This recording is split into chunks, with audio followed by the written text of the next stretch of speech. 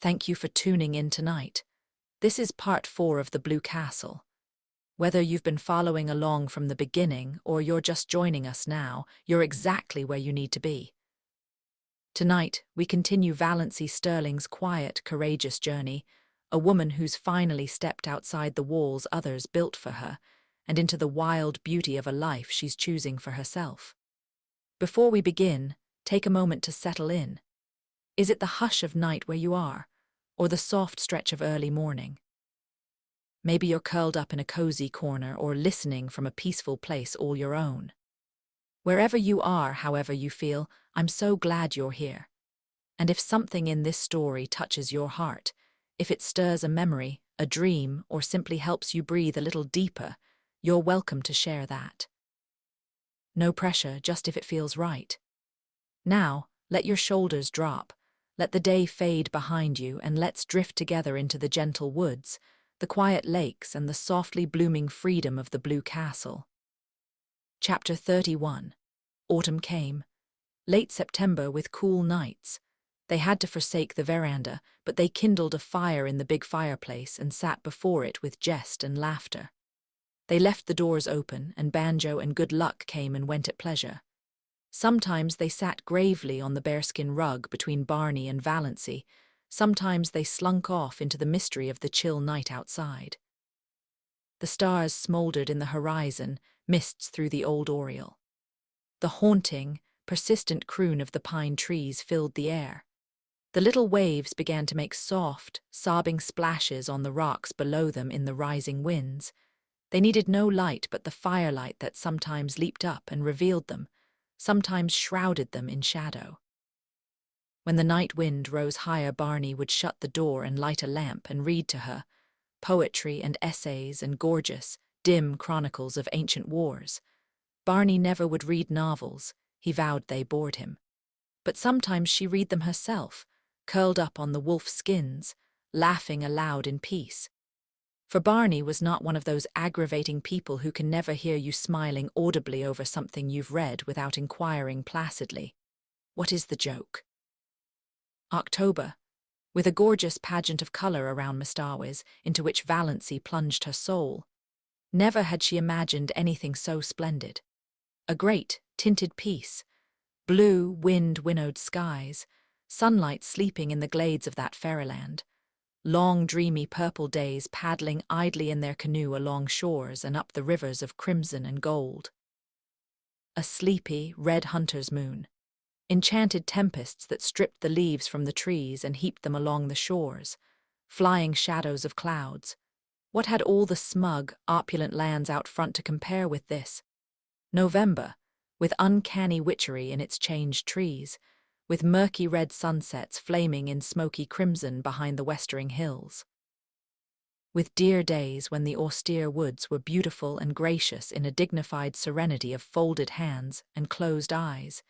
Days full of a fine, pale sunshine that sifted through the late, leafless gold of the juniper trees and glimmered among the grey beeches, lighting up evergreen banks of moss and washing the colonnades of the pines. Days with a high-sprung sky of flawless turquoise. Days when an exquisite melancholy seemed to hang over the landscape and dream about the lake.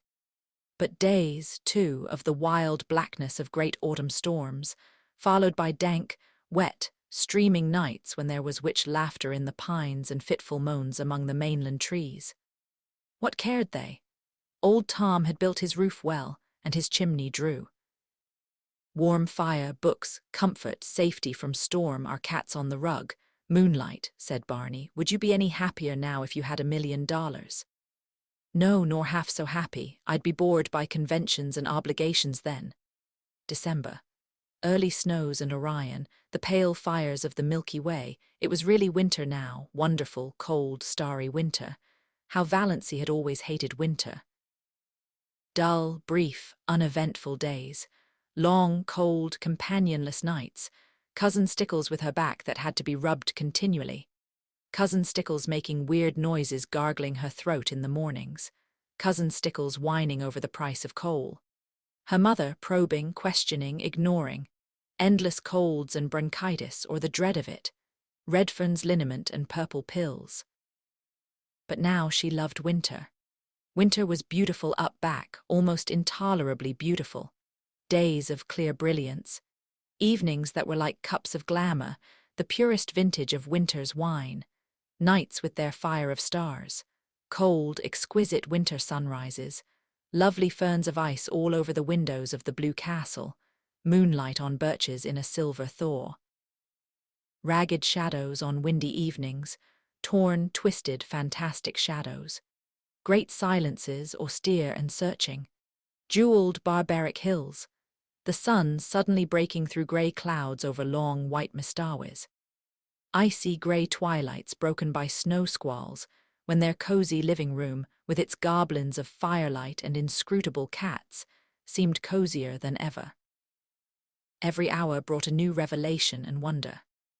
Barney ran Lady Jane into roaring Abel's barn and taught Valancy how to snowshoe. Valancy, who ought to be laid up with bronchitis. But Valancy had not even a cold. Later on in the winter, Barney had a terrible one, and Valancy nursed him through it with a dread of pneumonia in her heart. But Valancy's colds seemed to have gone where old moons go. Which was luck, for she hadn't even Redfern's liniment. She had thoughtfully bought a bottle at the port, and Barney had hurled it into frozen mistawes with a scowl. "Bring no more of that devilish stuff here," he had ordered briefly. It was the first and last time he had spoken harshly to her. They went for long tramps through the exquisite reticence of winter woods and the silver jungles of frosted trees, and found loveliness everywhere. At times, they seemed to be walking through a spellbound world of crystal and pearl. So white and radiant were clearings and lakes and sky. The air was so crisp and clear that it was half intoxicating. Once they stood in a hesitation of ecstasy at the entrance of a narrow path between ranks of birches. Every twig and spray was outlined in snow. The undergrowth along its sides was a little fairy forest cut out of marble. The shadows cast by the pale sunshine were fine and spiritual. "Come away," said Barney, turning. "We must not commit the desecration of tramping through there." One evening they came upon a snowdrift far back in an old clearing which was in the exact likeness of a beautiful woman's profile. Seen too close by, the resemblance was lost, as in the fairy tale of the castle of St. John. Seen from behind, it was a shapeless oddity. But at just the right distance and angle, the outline was so perfect that when they came suddenly upon it, gleaming out against the dark background of spruce in the glow of that winter sunset, they both exclaimed in amazement. There was a low, noble brow, a straight, classic nose, lips and chin and cheek curve modelled as if some goddess of old time had sat to the sculptor, and a breast of such cold, swelling purity as the very spirit of the winter woods might display. "All the beauty that old Greece and Rome, sung, painted, taught," quoted Barney. "And to think no human eyes save ours have seen or will see it," breathed Valancy, who felt at times as if she were living in a book by John Foster. As she looked around her, she recalled some passages she had marked in the new Foster book Barney had brought her from the port, with an adjuration not to expect him to read or listen to it. "All the tintings of winter woods are extremely delicate and elusive," recalled Valancy. "When the brief afternoon wanes and the sun just touches the tops of the hills, there seems to be all over the woods an abundance, not of colour, but of the spirit of colour. There is really nothing but pure white after all, but one has the impression of fairy-like blendings of rose and violet, opal and heliotrope on the slopes, in the dingles, and along the curves of the forest land. You feel sure the tint is there, but when you look at it directly it is gone. From the corner of your eye you are aware that it is lurking over yonder in a spot where there was nothing but pale purity a moment ago. Only just when the sun is setting is there a fleeting moment of real colour. Then the redness streams out over the snow and incarnadines the hills and rivers and smites the crest of the pines with flame. Just a few minutes of transfiguration and revelation, and it is gone. I wonder if John Foster ever spent a winter in Mistawes, said Valancy. Not likely, scoffed Barney. People who write tosh like that generally write it in a warm house on some smug city street. You are too hard on John Foster, said Valancy severely. No one could have written that little paragraph I read you last night without having seen it first. You know he couldn't. I didn't listen to it, said Barney morosely. You know I told you I wouldn't. Then you've got to listen to it now, persisted Valancy. She made him stand still on his snowshoes while she repeated it. She is a rare artist, this old Mother Nature, who works for the joy of working and not in any spirit of vain show. Today the fir woods are a symphony of greens and greys, so subtle that you cannot tell where one shade begins to be the other. Grey trunk, green bough, grey-green moss above the white, grey-shadowed floor. Yet the old gypsy doesn't like unrelieved monotones. She must have a dash of colour. See it. A broken dead fir bough of a beautiful red-brown swinging among the beards of moss. Good Lord, do you learn all that fellow's books by heart? Was Barney's disgusted reaction as he strode off. John Foster's books were all that saved my soul alive the past 5 years, averred Valancy. Oh, Barney, look at that exquisite filigree of snow in the furrows of that old elm tree trunk.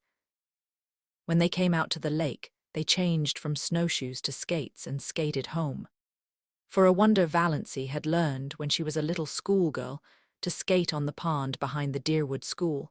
She never had any skates of her own, but some of the other girls had lent her theirs, and she seemed to have a natural knack of it. Uncle Benjamin had once promised her a pair of skates for Christmas, but when Christmas came he had given her rubbers instead. She had never skated since she grew up, but the old trick came back quickly, and glorious were the hours she and Barney spent skimming over the White Lakes and past the dark islands where the summer cottages were closed and silent. Tonight they flew down Mistawis before the wind, in an exhilaration that crimsoned Valancy's cheeks under her white tam. And at the end was her dear little house on the island of pines with a coating of snow on its roof, sparkling in the moonlight. Its windows glinted impishly at her in the stray gleams. Looks exactly like a picture book, doesn't it? Said Barney. They had a lovely Christmas, no rush, no scramble, no niggling attempts to make ends meet. No wild effort to remember whether she hadn't given the same kind of present to the same person 2 Christmases before. No mob of last-minute shoppers. No dreary family reunions where she sat mute and unimportant. No attacks of nerves. They decorated the blue castle with pine boughs, and Valancy made delightful little tinsel stars and hung them up amid the greenery. She cooked a dinner to which Barney did full justice, while Good Luck and Banjo picked the bones. A land that can produce a goose like that is an admirable land, vowed Barney. Canada forever. And they drank to the Union Jack a bottle of dandelion wine that Cousin Georgiana had given Valancy along with the bedspread. One never knows, Cousin Georgiana had said solemnly, when one may need a little stimulant. Barney had asked Valancy what she wanted for a Christmas present. Something frivolous and unnecessary, said Valancy, who had got a pair of galoshes last Christmas and 2 long-sleeved, woolen undervests the year before, and so on back. To her delight, Barney gave her a necklace of pearl beads.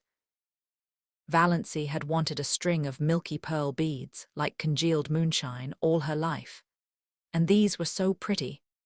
All that worried her was that they were really too good. They must have cost a great deal, $15 at least. Could Barney afford that? She didn't know a thing about his finances. She had refused to let him buy any of her clothes. She had enough for that, she told him, as long as she would need clothes. In a round, black jar on the chimney-piece Barney put money for their household expenses, always enough. The jar was never empty, though Valancy never caught him replenishing it. He couldn't have much, of course, and that necklace, but Valancy tossed care aside. She would wear it and enjoy it. It was the first pretty thing she had ever had. Chapter 32, New Year. The old, shabby, inglorious outlived calendar came down. The new one went up. January was a month of storms. It snowed for 3 weeks on end. The thermometer went miles below zero and stayed there. But as Barney and Valancy pointed out to each other, there were no mosquitoes. And the roar and crackle of their big fire drowned the howls of the north wind. Good Luck and Banjo waxed fat and developed resplendent coats of thick, silky fur. Nip and Tuck had gone. But they'll come back in spring, promised Barney. There was no monotony. Sometimes they had dramatic little private spats that never even thought of becoming quarrels. Sometimes roaring Abel dropped in, for an evening or a whole day, with his old tartan cap and his long red beard coated with snow. He generally brought his fiddle and played for them, to the delight of all except Banjo, who would go temporarily insane and retreat under Valancy's bed. Sometimes Abel and Barney talked while Valancy made candy for them. Sometimes they sat and smoked in silence a la Tennyson and Carlyle, until the Blue Castle reeked and Valancy fled to the open. Sometimes they played checkers fiercely and silently the whole night through. Sometimes they all ate the russet apples Abel had brought, while the jolly old clock ticked the delightful minutes away. A plate of apples, an open fire, and a jolly good book whereon to look are a fair substitute for heaven, vowed Barney. Anyone can have the streets of gold. Let's have another whack at Carmen. It was easier now for the Sterlings to believe Valancy of the dead. Not even dim rumors of her having been over at the port came to trouble them, though she and Barney used to skate there occasionally to see a movie and eat hot dogs shamelessly at the corner stand afterwards. Presumably none of the Sterlings ever thought about her, except cousin Georgiana, who used to lie awake worrying about poor Das. Did she have enough to eat? Was that dreadful creature good to her? Was she warm enough at nights? Valancy was quite warm at nights. She used to wake up and revel silently in the coziness of those winter nights on that little island in the frozen lake. The nights of other winters had been so cold and long. Valancy hated to wake up in them and think about the bleakness and emptiness of the day that had passed, and the bleakness and emptiness of the day that would come. Now, she almost counted that night lost on which she didn't wake up and lie awake for half an hour just being happy, while Barney's regular breathing went on beside her, and through the open door the smouldering brands in the fireplace winked at her in the gloom. It was very nice to feel a little lucky cat jump up on your bed in the darkness and snuggle down at your feet, purring. But Banjo would be sitting dourly by himself out in front of the fire like a brooding demon. At such moments Banjo was anything but canny, but Valancy loved his uncanniness. The side of the bed had to be right against the window. There was no other place for it in the tiny room. Valancy, lying there, could look out of the window, through the big pine boughs that actually touched it, away up Mistawis, white and lustrous as a pavement of pearl or dark and terrible in the storm. Sometimes the pine boughs tapped against the panes with friendly signals. Sometimes she heard the little hissing whisper of snow against them right at her side. Some nights the whole outer world seemed given over to the empery of silence.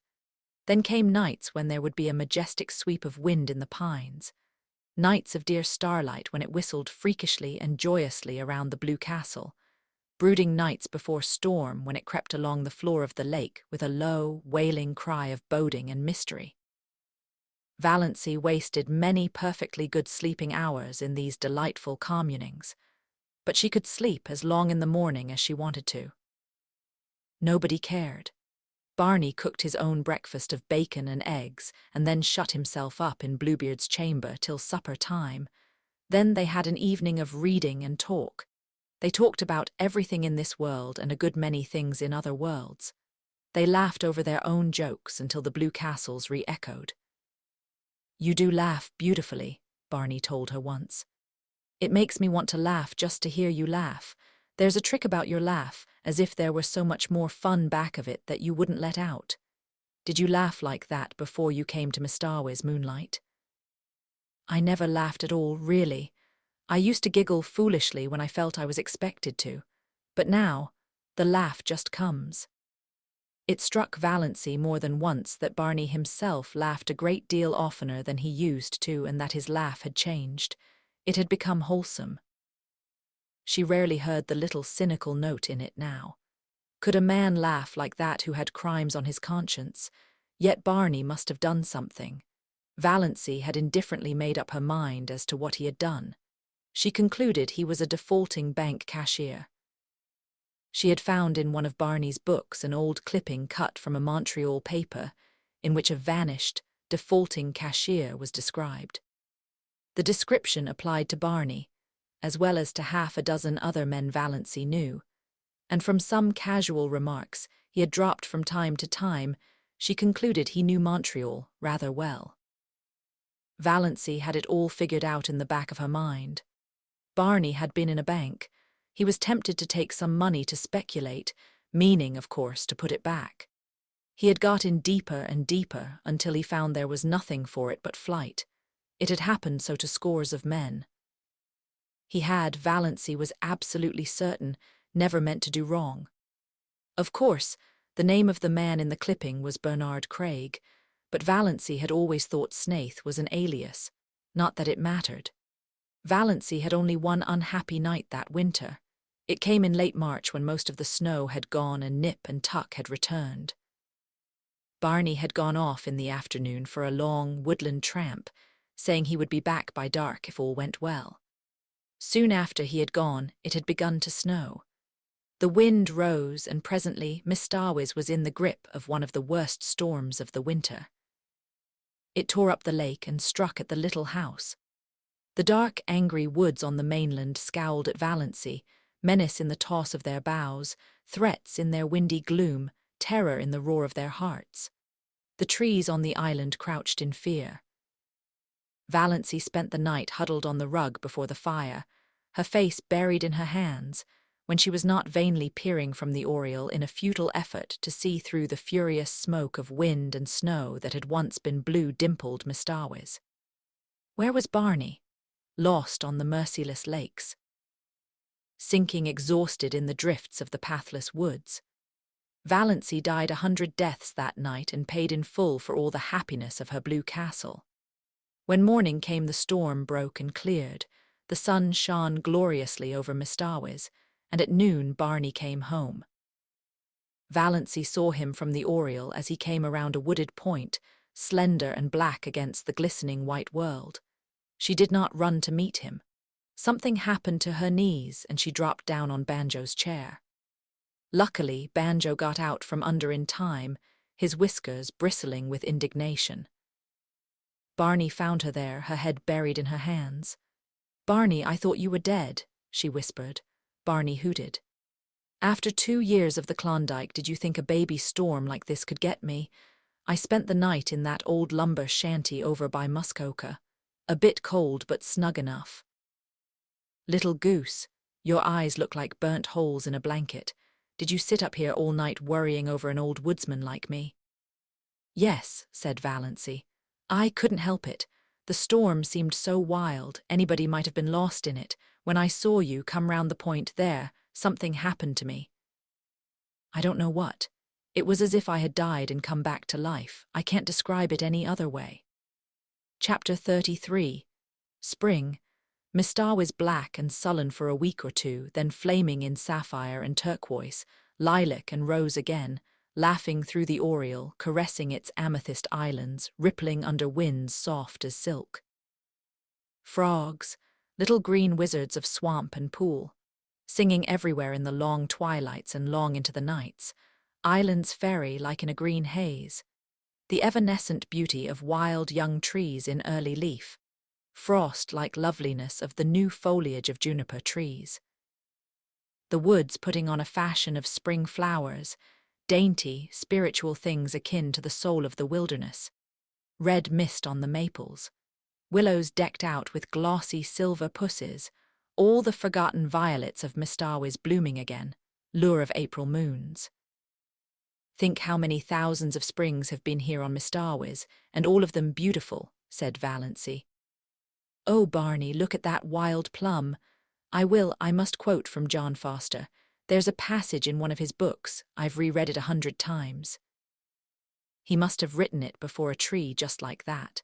Behold the young wild plum tree which has adorned herself after immemorial fashion in a wedding veil of fine lace. The fingers of wood pixies must have woven it, for nothing like it ever came from an earthly loom. I vow the tree is conscious of its loveliness. It is bridling before our very eyes, as if its beauty were not the most ephemeral thing in the woods, as it is the rarest and most exceeding, for today it is, and tomorrow it is not. Every south wind purring through the boughs will winnow away a shower of slender petals. But what matter? Today it is queen of the wild places, and it is always today in the woods. "I'm sure you feel much better since you've got that out of your system," said Barney heartlessly. "Here's a patch of dandelions," said Valancy, unsubdued. Dandelions shouldn't grow in the woods, though. They haven't any sense of the fitness of things at all.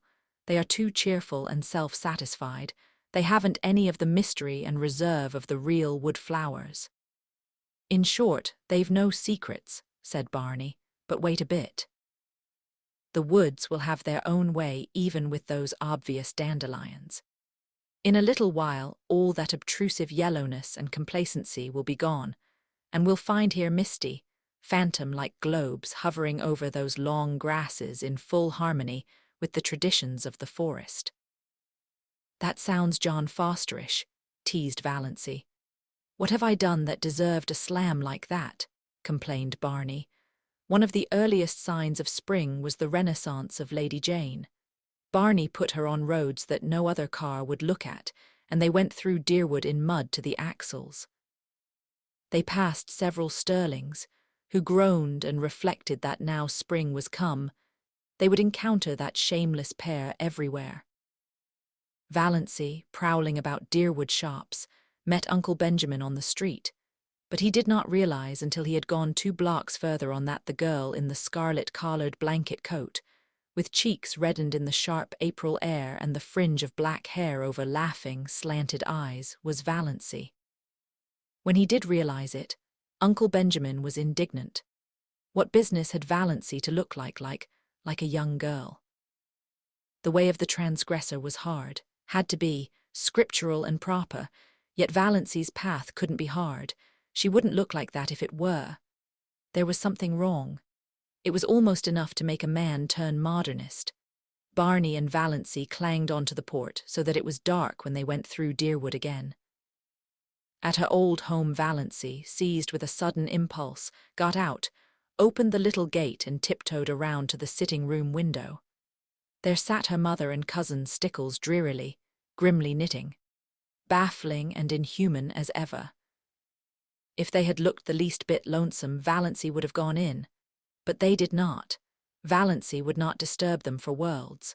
Chapter 34. Valancy had 2 wonderful moments that spring. One day, coming home through the woods with her arms full of trailing arbutus and creeping spruce, she met a man who she knew must be Alan Tierney. Alan Tierney, the celebrated painter of beautiful women. He lived in New York in winter, but he owned an island cottage at the northern end of Mestawis, to which he always came the minute the ice was out of the lake. He was reputed to be a lonely, eccentric man. He never flattered his sitters. There was no need to, for he would not paint anyone who required flattery. To be painted by Alan Tierney was all the cachet of beauty a woman could desire. Valancy had heard so much about him that she couldn't help turning her head back over her shoulder for another shy, curious look at him. A shaft of pale spring sunlight fell through a great pine athwart her bare black head and her slanted eyes. She wore a pale green sweater and had bound a fillet of linear vine about her hair. The feathery fountain of trailing spruce overflowed her arms and fell around her. Alan Tierney's eyes lighted up. "I've had a caller," said Barney the next afternoon when Valancy had returned from another flower quest. "Who?" Valancy was surprised but indifferent. She began filling a basket with arbutus. "Alan Tierney, he wants to paint you, Moonlight." "Me?" Valancy dropped her basket and her arbutus. "You're laughing at me, Barney." "I'm not. That's what Tierney came for, to ask my permission to paint my wife as the spirit of Muskoka or something like that." But, stammered Valancy, "Alan Tierney never paints any but beautiful women," finished Barney. "Conceded. QED, Mistress Barney Snaith is a beautiful woman." "Nonsense," said Valancy, stooping to retrieve her arbutus. "You know that's nonsense, Barney." I know I'm a heap better looking than I was a year ago, but I'm not beautiful." "Alan Tierney never makes a mistake," said Barney. "You forget, Moonlight, that there are different kinds of beauty. Your imagination is obsessed by the very obvious type of your cousin Olive." "Oh, I've seen her. She's a stunner. But you'd never catch Alan Tierney wanting to paint her. In the horrible but expressive slang phrase, she keeps all her goods in the shop window. But in your subconscious mind, you have a conviction that nobody can be beautiful who doesn't look like Olive. Also, you remember your face as it was in the days when your soul was not allowed to shine through it. Tierney said something about the curve of your cheek as you looked back over your shoulder. You know, I've often told you it was distracting, and he's quite batty about your eyes. If I wasn't absolutely sure it was solely professional, he's really a crabbed old bachelor, you know, I'd be jealous." "Well, I don't want to be painted," said Valancy. "I hope you told him that." "I couldn't tell him that. I didn't know what you wanted. But I told him I didn't want my wife painted, hung up in a salon for the mob to stare at, belonging to another man. For of course I couldn't buy the picture." "So even if you had wanted to be painted, Moonlight, your tyrannous husband would not have permitted it." Tierney was a bit squiffy. He isn't used to being turned down like that. His requests are almost like royalties. "But we are outlaws," laughed Valancy. "We bow to no decrees. We acknowledge no sovereignty."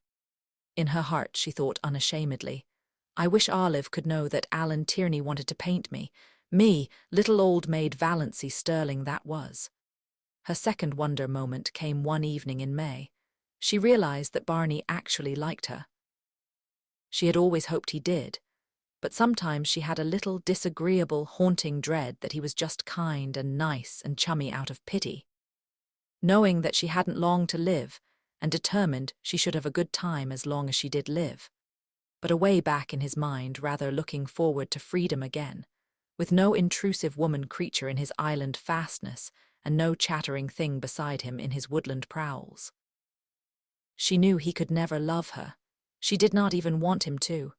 If he loved her, he would be unhappy when she died. Valancy never flinched from the plain word. No passing away for her. And she did not want him to be the least unhappy, but neither did she want him to be glad or relieved. She wanted him to like her and miss her as a good chum, but she had never been sure until this night that he did. They had walked over the hills in the sunset. They had the delight of discovering a virgin spring in a ferny hollow, and had drunk together from it out of a birch bark cup. They had come to an old tumble-down rail fence and sat on it for a long time. They didn't talk much, but Valancy had a curious sense of oneness. She knew that she couldn't have felt that if he hadn't liked her. "You nice little thing," said Barney suddenly. "Oh, you nice little thing. Sometimes I feel you're too nice to be real, that I'm just dreaming you." "Why can't I die now, this very minute when I am so happy?" thought Valancy. Well, it couldn't be so very long now. Somehow, Valancy had always felt she would live out the year Dr. Trent had allotted. She had not been careful, she had never tried to be. But somehow she had always counted on living out her year. She had not let herself think about it at all. But now, sitting here beside Barney with her hand in his, a sudden realization came to her. She had not had a heart attack for a long while, 2 months at least. The last one she had had was 2 or 3 nights before Barney was out in the storm. Since then she had not remembered she had a heart. Well, no doubt, it betokened the nearness of the end. Nature had given up the struggle. There would be no more pain. "I'm afraid heaven will be very dull after this past year," thought Valancy. "But perhaps one will not remember. Would that be nice? No, I don't want to forget Barney. I'd rather be miserable in heaven remembering him than happy forgetting him. And I'll always remember through all eternity that he really, really liked me." Chapter 35. 30 seconds can be very long sometimes, long enough to work a miracle or a revolution. In 30 seconds life changed wholly for Barney and Valancy Snaith. They had gone around the lake one June evening in their disappearing propeller, fished for an hour in a little creek, left their boat there and walked up through the woods to Port Lawrence 2 miles away. Valancy prowled a bit in the shops and got herself a new pair of sensible shoes. Her old pair had suddenly and completely given out, and this evening she had been compelled to put on the little fancy pair of patent leather with rather high, slender heels, which she had bought in a fit of folly one day in the winter because of their beauty, and because she wanted to make one foolish, extravagant purchase in her life. She sometimes put them on of an evening in the Blue Castle, but this was the first time she had worn them outside. She had not found it any too easy walking up through the woods in them, and Barney guyed her unmercifully about them. But in spite of the inconvenience, Valancy secretly rather liked the look of her trim ankles and high in step above those pretty, foolish shoes, and did not change them in the shop as she might have done. The sun was hanging low above the pines when they left Port Lawrence. To the north of it, the woods closed around the town quite suddenly. Valancy always had a sense of stepping from one world to another, from reality to fairyland, when she went out of Port Lawrence and in a twinkling found it shut off behind her by the armies of the pines. A mile and a half from Port Lawrence there was a small railroad station with a little station house which at this hour of the day was deserted, since no local train was due. Not a soul was in sight when Barney and Valancy emerged from the woods. Off to the left a sudden curve in the track hid it from view, but over the tree-tops beyond, the long plume of smoke betokened the approach of a through train. The rails were vibrating to its thunder as Barney stepped across the switch. Valancy was a few steps behind him, loitering to gather June bells along the little winding path, but there was plenty of time to get across before the train came. She stepped unconcernedly over the first rail. She could never tell how it happened.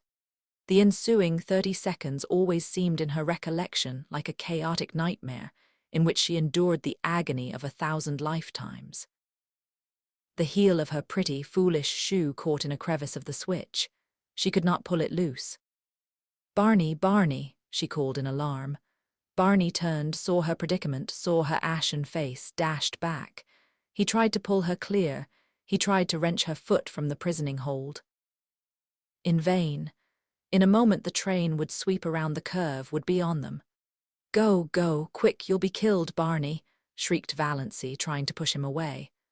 Barney dropped on his knees, ghost white, frantically tearing at her shoelace. The knot defied his trembling fingers. He snatched a knife from his pocket and slashed at it. Valancy still strove blindly to push him away. Her mind was full of the hideous thought that Barney was going to be killed. She had no thought for her own danger. "Barney, go, go, for God's sake, go." "Never," muttered Barney between his set teeth. He gave one mad wrench at the lace. As the train thundered around the curve, he sprang up and caught Valancy, dragging her clear, leaving the shoe behind her. The wind from the train as it swept by turned to icy cold the streaming perspiration on his face.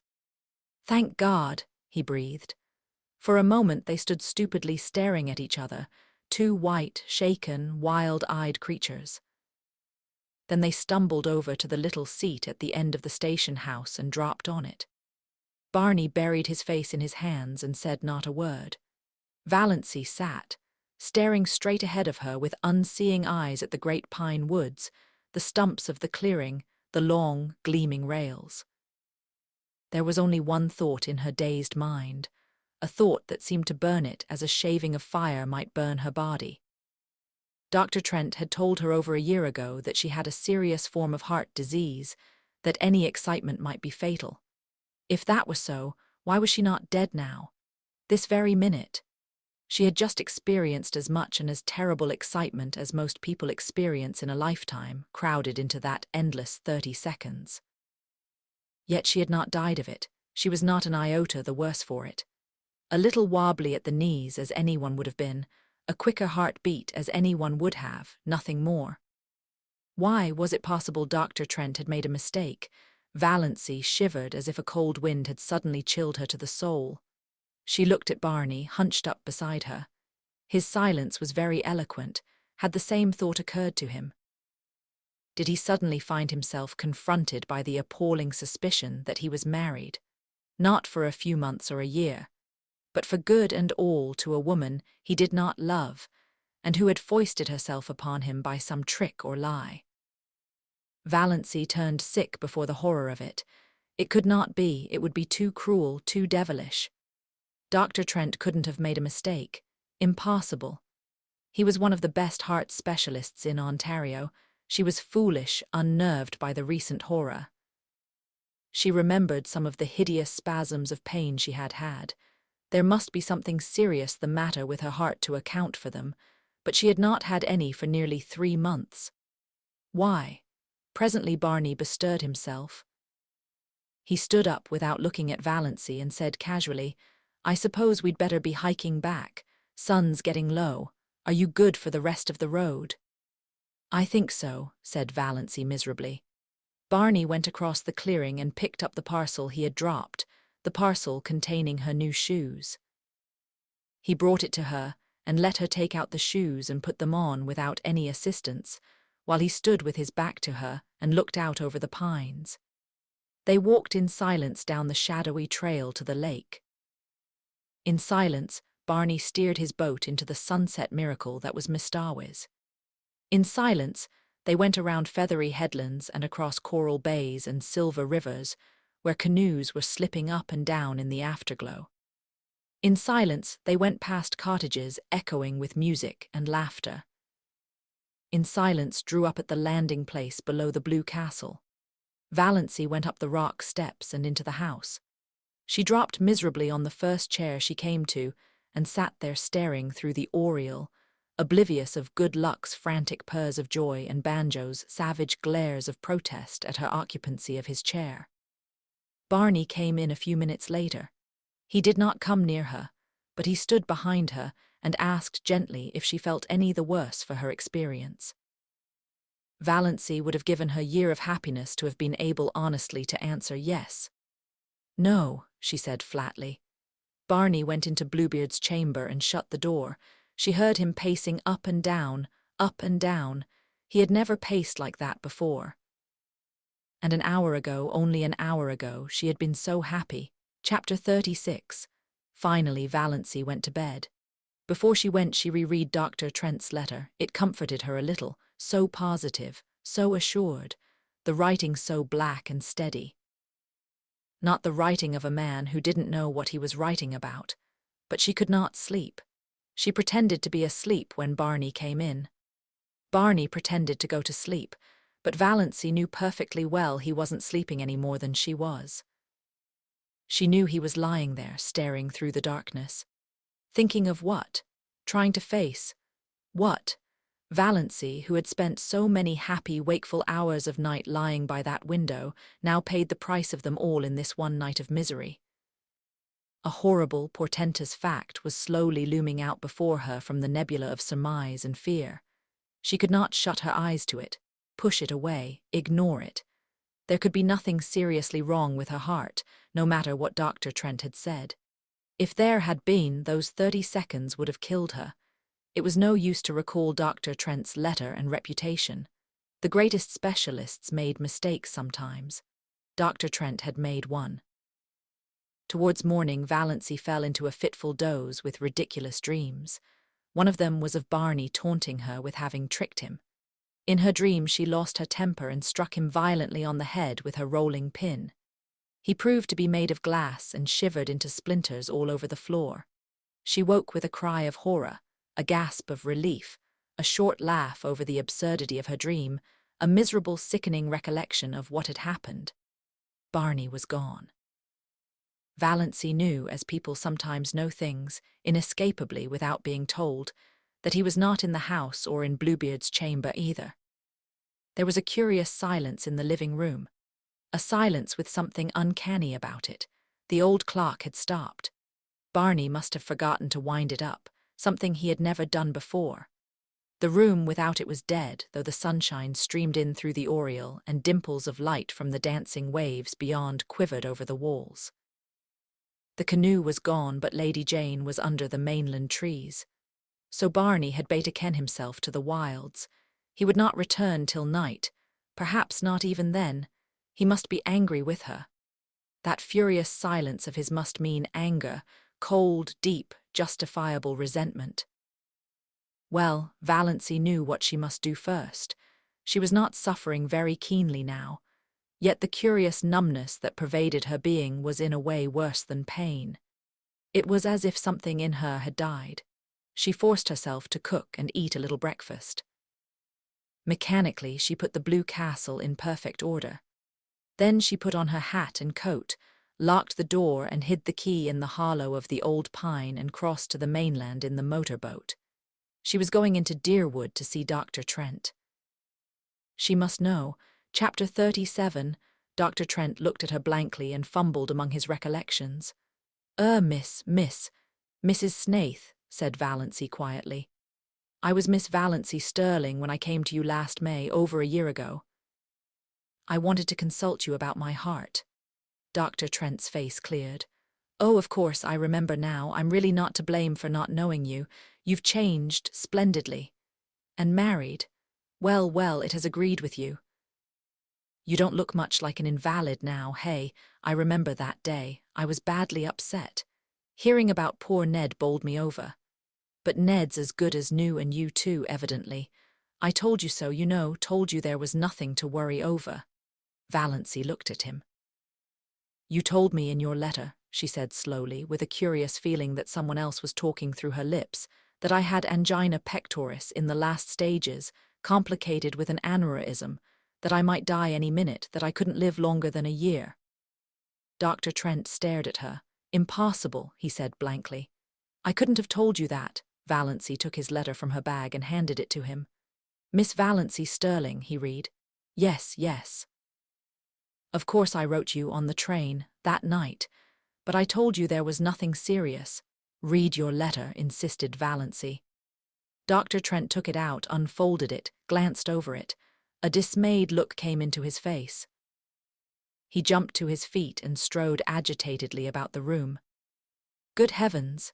This is the letter I meant for old Miss Jane Sterling, from Port Lawrence. She was here that day too. I sent you the wrong letter, what unpardonable carelessness, but I was beside myself that night. My God, and you believed that, you believed. But you didn't, you went to another doctor. Valancy stood up, turned round, looked foolishly about her and sat down again. I believed it, she said faintly. I didn't go to any other doctor. It would take too long to explain. But I believed I was going to die soon. Dr. Trent halted before her. I can never forgive myself. What a year you must have had. But you don't look, I can't understand. Never mind, said Valancy dully. And so there's nothing the matter with my heart. Well, nothing serious. You had what is called pseudo-angina. It's never fatal, passes away completely with proper treatment, or sometimes with a shock of joy. Have you been troubled much with it? Not at all since March, answered Valancy. She remembered the marvelous feeling of recreation she had had when she saw Barney coming home safe after the storm. Had that shock of joy cured her? Then likely you're all right. I told you what to do in the letter you should have got. And of course I supposed you'd go to another doctor, child. Why didn't you? I didn't want anybody to know. Idiot, said Dr. Trent bluntly. I can't understand such folly, and poor old Miss Sterling, she must have got your letter telling her there was nothing serious the matter. Well, it couldn't have made any difference. Her case was hopeless. Nothing that she could have done or left undone could have made any difference. I was surprised she lived as long as she did, 2 months. She was here that day, not long before you. I hated to tell her the truth. You think I'm a blunt old curmudgeon, and my letters are blunt enough. I can't soften things. But I'm a snivelling coward when it comes to telling a woman face to face that she's got to die soon. I told her I'd look up some features of the case I wasn't quite sure of and let her know next day. But you got her letter. Look here, dear Miss Sterling. Yes, I noticed that, but I thought it a mistake. I didn't know there were any Sterlings in Port Lawrence. She was the only one, a lonely old soul, lived by herself with only a little home girl. She died 2 months after she was here, died in her sleep. My mistake couldn't have made any difference to her. But you, I can't forgive myself for inflicting a year's misery on you. It's time I retired, all right, when I do things like that, even if my son was supposed to be fatally injured. Can you ever forgive me? A year of misery. Valancy smiled a tortured smile as she thought of all the happiness Dr. Trent's mistake had bought her. But she was paying for it now. Oh, she was paying. If to feel was to live, she was living with a vengeance. She let Dr. Trent examine her and answered all his questions. When he told her she was fit as a fiddle and would probably live to be 100, she got up and went away silently. She knew that there were a great many horrible things outside waiting to be thought over. Dr. Trent thought she was odd. Anybody would have thought from her hopeless eyes and woebegone face that he had given her a sentence of death instead of life. Snaith. Snaith. Who the devil had she married? He had never heard of Snaiths in Deerwood, and she had been such a sallow, faded little old maid. Gad, but marriage had made a difference in her anyhow, whoever Snaith was. Snaith, Dr. Trent remembered, that rapscallion up back, had Valancy Sterling married him, and her clan had let her. Well, probably that solved the mystery. She had married in haste and repented at leisure, and that was why she wasn't overjoyed at learning she was a good insurance prospect after all. Married, to God knew whom, or what, jailbird, defaulter, fugitive from justice. It must be pretty bad if she had looked to death as a release, poor girl. But why were women such fools? Dr. Trent dismissed Valancy from his mind, though to the day of his death he was ashamed of putting those letters into the wrong envelopes.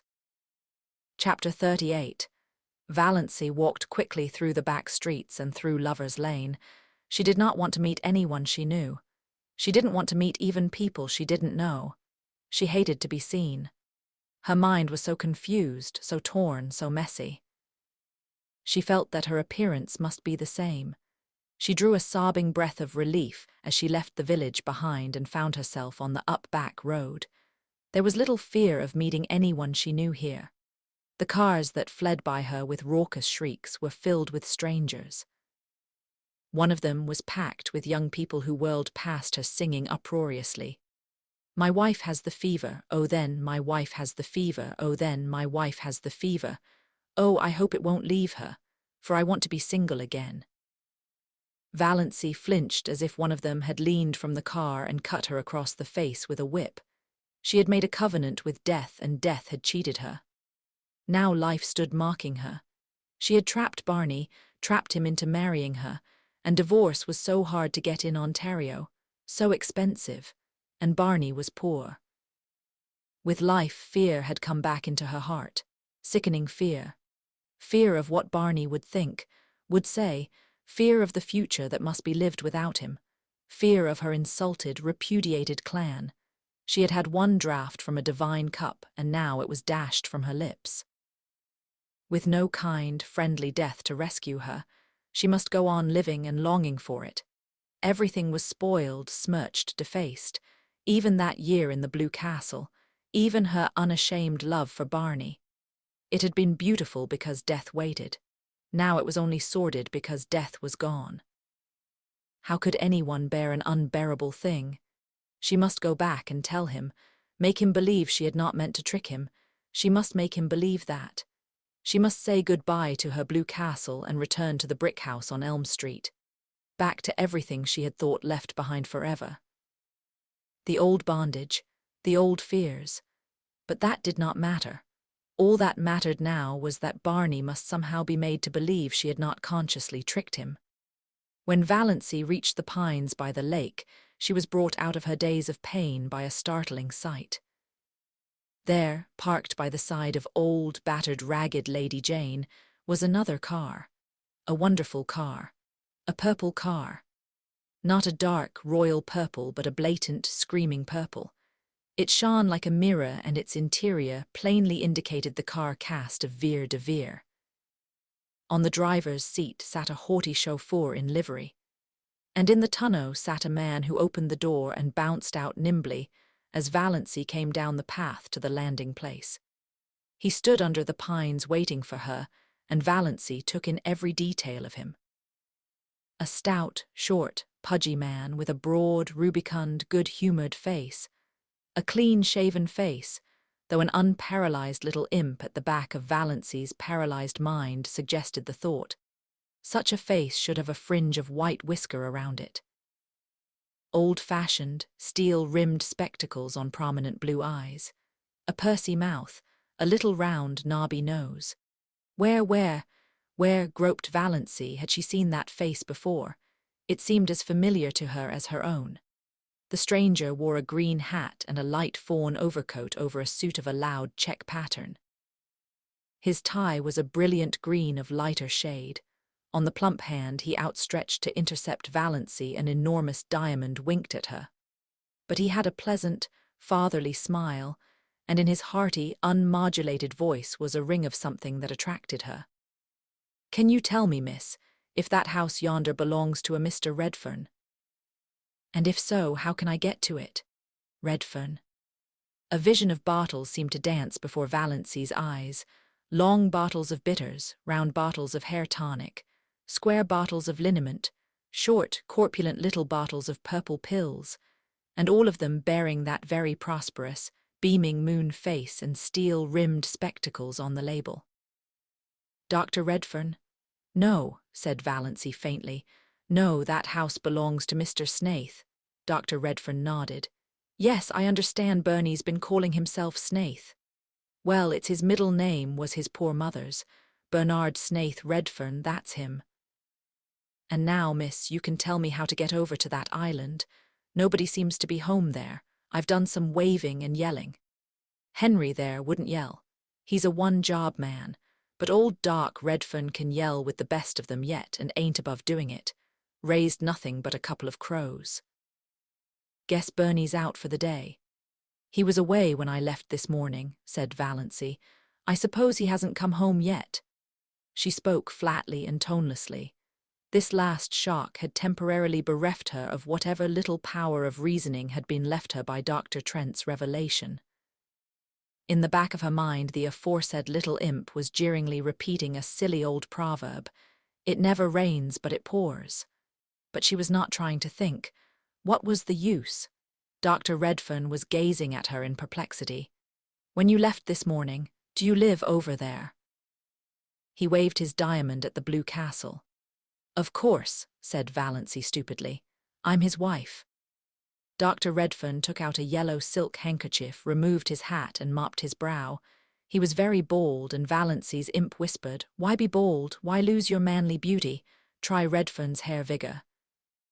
It keeps you young." "Excuse me," said Dr. Redfern. "This is a bit of a shock. Shocks seem to be in the air this morning."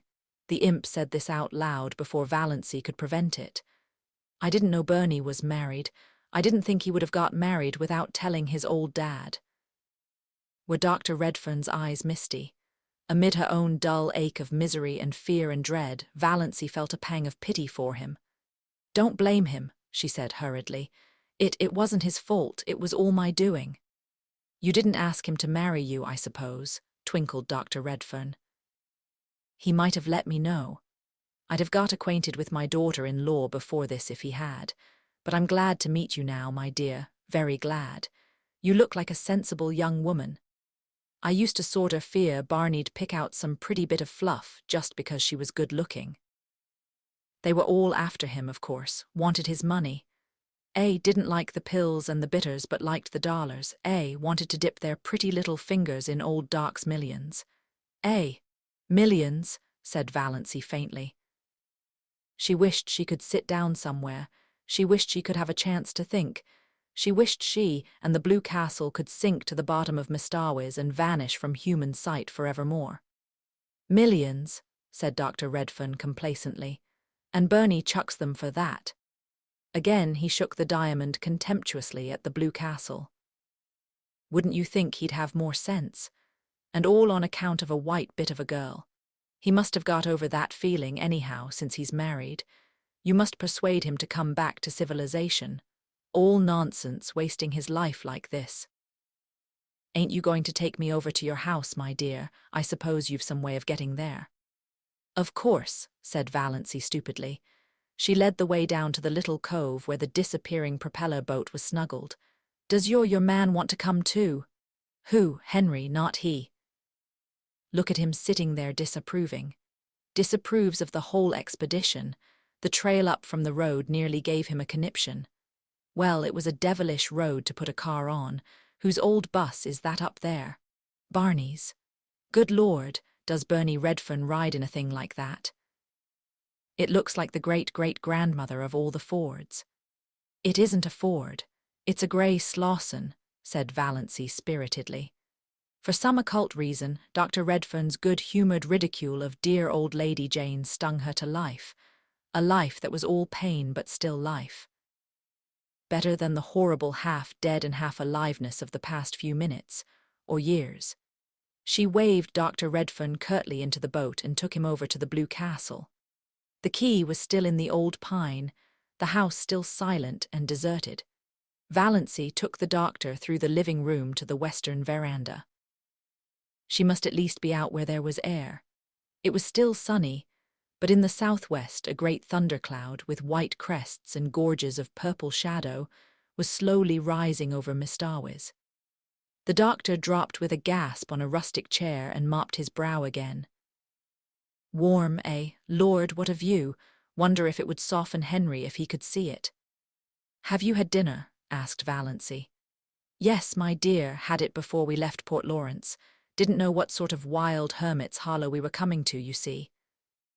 Hadn't any idea I was going to find a nice little daughter-in-law here all ready to toss me up a meal. Cats, eh? Puss, puss, see that? Cats love me. Bernie was always fond of cats. It's about the only thing he took from me. He's his poor mother's boy.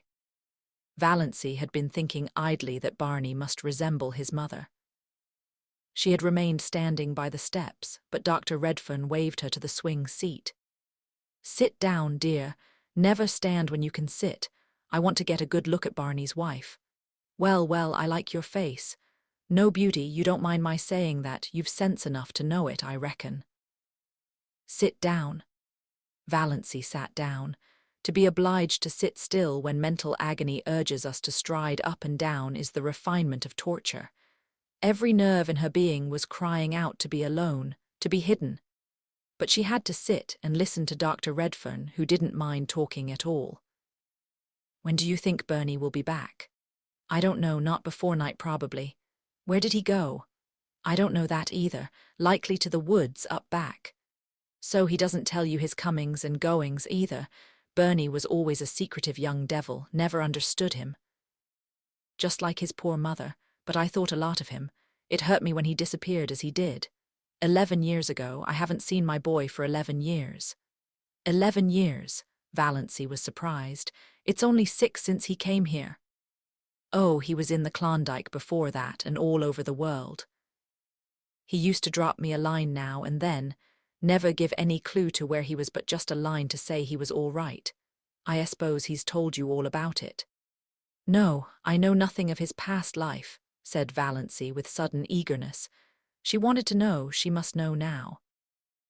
It hadn't mattered before, now she must know all, and she could never hear it from Barney. She might never even see him again. If she did, it would not be to talk of his past. What happened? Why did he leave his home? Tell me, tell me. Well, it ain't much of a story.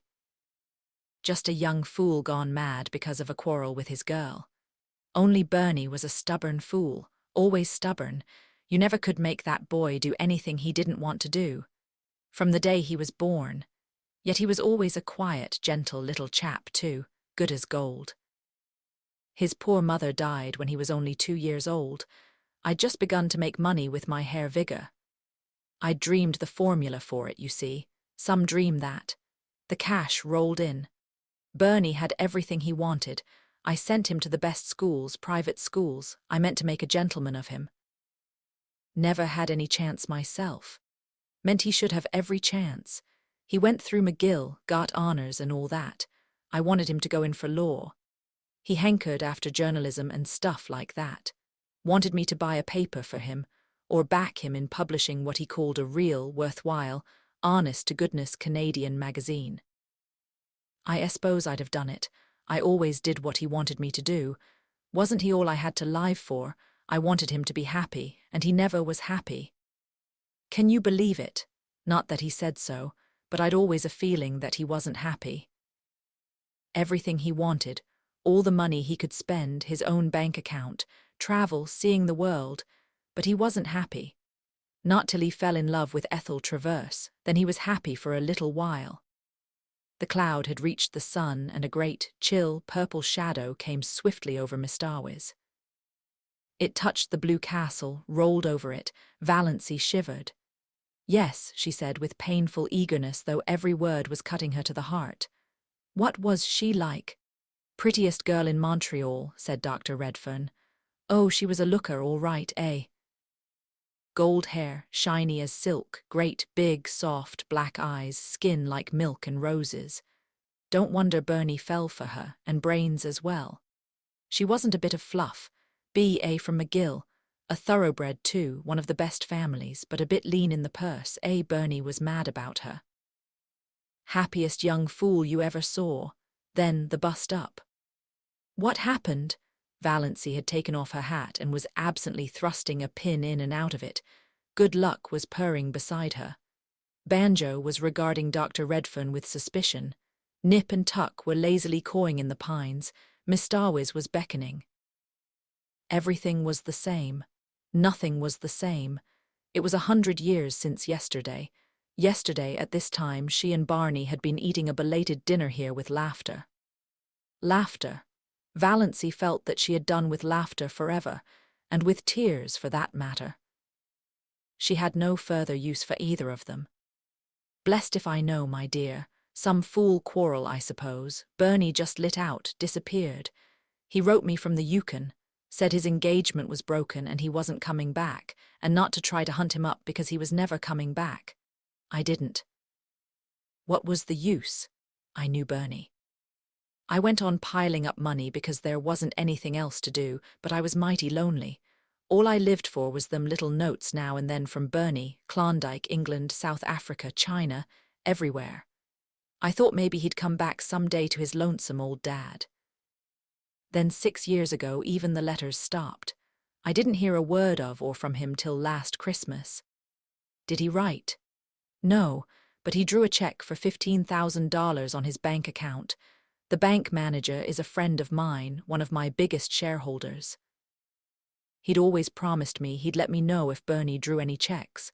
Bernie had $50,000 there, and he'd never touched a cent of it till last Christmas. The check was made out to Ainsley's, Toronto. Ainsley's. Valancy heard herself saying Ainsley's. She had a box on her dressing table with the Ainsley trademark. Yes, the big jewelry house there. After I'd thought it over a while, I got brisk.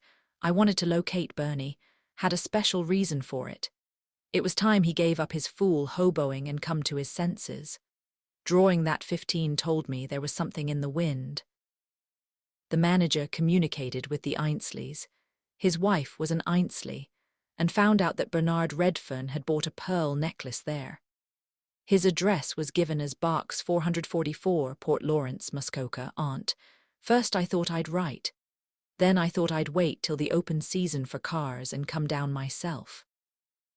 Ain't no hand at writing. I've motored from Montreal. Got to Port Lawrence yesterday. Inquired at the post office. Told me they knew nothing of any Bernard Snaith Redfern, but there was a Barney Snaith had a P.O. box there. Lived on an island out here, they said. So here I am. And where's Barney? Valancy was fingering her necklace. She was wearing $15,000 around her neck, and she had worried lest Barney had paid $15 for it and couldn't afford it. Suddenly she laughed in Dr. Redfern's face. Excuse me. It's so amusing, said poor Valancy. Isn't it? Said Dr. Redfern, seeing a joke, but not exactly hers. Now you seem like a sensible young woman, and I dare say you've lots of influence over Bernie. Can't you get him to come back to civilization and live like other people? I've a house up there, big as a castle, furnished like a palace. I want company in it, Bernie's wife, Bernie's children. Did Ethel Traverse ever marry? Queried Valancy irrelevantly. Bless you, yes. 2 years after Bernie levanted, but she's a widow now, pretty as ever. To be frank, that was my special reason for wanting to find Bernie. I thought they'd make it up, maybe. But of course that's all off now, doesn't matter. Bernie's choice of a wife is good enough for me. It's my boy I want, think he'll soon be back. I don't know, but I don't think he'll come before night. Quite late, perhaps, and perhaps not till tomorrow, but I can put you up comfortably, he'll certainly be back tomorrow. Dr. Redfern shook his head. Too damp, I'll take no chances with rheumatism. Why suffer that ceaseless anguish, why not try Redfern's liniment? Quoted the imp in the back of Valancy's mind. I must get back to Port Lawrence before rain starts.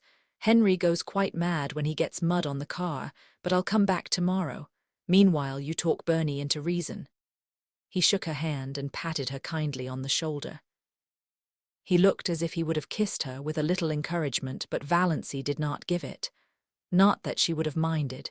He was rather dreadful and loud and dreadful. But there was something about him she liked. She thought dully that she might have liked being his daughter-in-law if he had not been a millionaire, a score of times over. And Barney was his son and heir. She took him over in the motorboat and watched the lordly purple car roll away through the woods with Henry at the wheel looking things not lawful to be uttered. Then she went back to the Blue Castle. What she had to do must be done quickly. Barney might return at any moment, and it was certainly going to rain. She was thankful she no longer felt very bad. When you are bludgeoned on the head repeatedly, you naturally and mercifully become more or less insensible and stupid. She stood briefly like a faded flower bitten by frost, by the hearth, looking down on the white ashes of the last fire that had blazed in the Blue Castle. At any rate, she thought wearily, Barney isn't poor. He will be able to afford a divorce quite nicely. Chapter 39. He imp in the back of her mind laughed. In every story she had ever read, when a runaway wife decamped from home, she left a note, generally on the pin cushion. It was not a very original idea, but one had to leave something intelligible. What was there to do but write a note? She looked vaguely about her for something to write with. Ink. There was none. Valancy had never written anything since she had come to the Blue Castle, save memoranda of household necessaries for Barney. A pencil sufficed for them, but now the pencil was not to be found. Valancy absently crossed to the door of Bluebeard's chamber and tried it. She vaguely expected to find it locked, but it opened unresistingly. She had never tried it before, and did not know whether Barney habitually kept it locked or not. If he did, he must have been badly upset to leave it unlocked. She did not realize that she was doing something he had told her not to do. She was only looking for something to write with. All her faculties were concentrated on deciding just what she would say and how she would say it. There was not the slightest curiosity in her as she went into the lean-to. There were no beautiful women hanging by their hair on the walls. It seemed a very harmless apartment, with a commonplace little sheet iron stove in the middle of it, its pipe sticking out through the roof. At one end was a table or counter crowded with odd-looking utensils, used no doubt by Barney in his smelly operations. Chemical experiments, probably, she reflected dully. At the other end was a big writing desk and swivel chair. The side walls were lined with books. Valancy went blindly to the desk. There she stood motionless for a few minutes, looking down at something that lay on it, a bundle of galley proofs. The page on top bore the title Wild Honey, and under the title were the words by John Foster. The opening sentence, "Pines are the trees of myth and legend. They strike their roots deep into the traditions of an older world, but wind and star love their lofty tops. What music when old Aeolus draws his bow across the branches of the pines?" She had heard Barney say that one day when they walked under them. So Barney was John Foster. Valancy was not excited. She had absorbed all the shocks and sensations that she could compass for one day. This affected her neither one way nor the other. She only thought, so this explains it. It was a small matter that had, somehow, stuck in her mind more persistently than its importance seemed to justify. Soon after, Barney had brought her John Foster's latest book. She had been in a Port Lawrence bookshop, and heard a customer ask the proprietor for John Foster's new book. The proprietor had said curtly, "Not out yet, won't be out till next week." Valancy had opened her lips to say, "Oh yes, it is out," but closed them again. After all, it was none of her business. She supposed the proprietor wanted to cover up his negligence in not getting the book in promptly. Now she knew. The book Barney had given her had been one of the author's complimentary copies, sent in advance. Well, Valancy pushed the proofs indifferently aside and sat down in the swivel chair. She took up Barney's pen, and a vile one it was, pulled a sheet of paper to her and began to write. She could not think of anything to say except bald facts. "Dear Barney, I went to Dr. Trent this morning and found out he had sent me the wrong letter by mistake. There never was anything serious the matter with my heart, and I am quite well now. I did not mean to trick you. Please believe that. I could not bear it if you did not believe that. I am very sorry for the mistake, but surely you can get a divorce if I leave you. Is desertion a ground for divorce in Canada? Of course, if there is anything I can do to help or hasten it, I will do it gladly, if your lawyer will let me know. I thank you for all your kindness to me. I shall never forget it. Think as kindly of me as you can, because I did not mean to trap you. Goodbye. Yours gratefully, Valancy." It was very cold and stiff, she knew, but to try to say anything else would be dangerous, like tearing away a dam. She didn't know what torrent of wild incoherences and passionate anguish might pour out. In a postscript she added, "Your father was here today. He is coming back tomorrow. He told me everything. I think you should go back to him. He is very lonely for you." She put the letter in an envelope, wrote Barney across it, and left it on the desk. On it she laid the string of pearls. If they had been the beads she believed them, she would have kept them in memory of that wonderful year. But she could not keep the $15,000 gift of a man who had married her out of pity and whom she was now leaving. It hurt her to give up her pretty bauble. That was an odd thing, she reflected. The fact that she was leaving Barney did not hurt her, yet. It lay at her heart like a cold, insensible thing. If it came to life, Valancy shuddered and went out. She put on her hat and mechanically fed Good Luck and Banjo. She locked the door and carefully hid the key in the old pine. Then she crossed to the mainland in the disappearing propeller. She stood for a moment on the bank, looking at her blue castle. The rain had not yet come, but the sky was dark and Mistawa's grey and sullen. The little house under the pines looked very pathetic, a casket rifled of its jewels, a lamp with its flame blown out. "I shall never again hear the wind crying over Mistawa's at night," thought Valancy. This hurt her too. She could have laughed to think that such a trifle could hurt her at such a time. Chapter 40. Valancy paused a moment on the porch of the brick house in Elm Street. She felt that she ought to knock like a stranger. Her rosebush, she idly noticed, was loaded with buds. The rubber plant stood beside the prim door. A momentary horror overcame her, a horror of the existence to which she was returning. Then she opened the door and walked in. I wonder if the prodigal son ever felt really at home again, she thought. Mrs. Frederick and Cousin Stickles were in the sitting room. Uncle Benjamin was there too. They looked blankly at Valancy, realizing at once that something was wrong. This was not the saucy, impudent thing who had laughed at them in this very room last summer. This was a grey-faced woman with the eyes of a creature who had been stricken by a mortal blow. Valancy looked indifferently around the room. She had changed so much, and it had changed so little. The same pictures hung on the walls. The little orphan who knelt at her never finished prayer by the bed whereon reposed the black kitten that never grew up into a cat. The grey steel engraving of Quatre Bras, where the British regiment forever stood at bay. The crayon enlargement of the boyish father she had never known. There they all hung in the same places. The green cascade of Wandering Jew still tumbled out of the old granite saucepan on the window stand. The same elaborate, never-used pitcher stood at the same angle on the sideboard shelf. The blue and gilt vases that had been among her mother's wedding presents still primly adorned the mantelpiece, flanking the china clock of berosed and besprayed where that never went. The chairs in exactly the same places. Her mother and cousin Stickles, likewise unchanged, regarding her with stony unwelcome. Valancy had to speak first. "I've come home, Mother," she said tiredly. "So I see." Mrs. Frederick's voice was very icy. She had resigned herself to Valancy's desertion. She had almost succeeded in forgetting there was a Valancy. She had rearranged and organized her systematic life without any reference to an ungrateful, rebellious child.